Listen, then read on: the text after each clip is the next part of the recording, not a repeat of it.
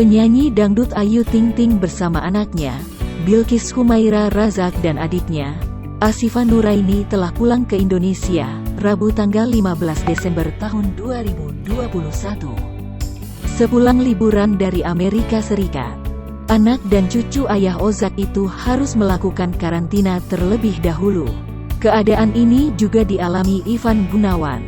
Dia juga harus karantina sepulang dari Thailand, karena anak dan cucunya masih menjalani karantina terlebih dulu.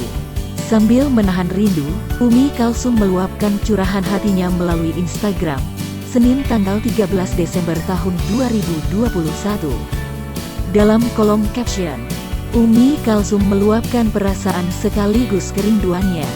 Postingan Ibu Ayu Ting Ting itu pun dikomentari Ibunda Ivan Gunawan, Erna Gunawan.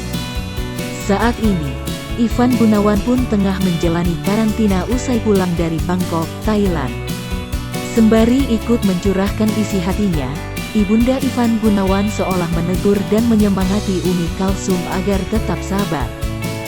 Sabar Umi, Igun juga 10 hari karantinanya. Kita ikuti aja peraturannya untuk menjaga nama baik ya Umi. Sabar membawa nikmat, emoji love, komentar Ibunda Ivan Gunawan, @erna Gunawan.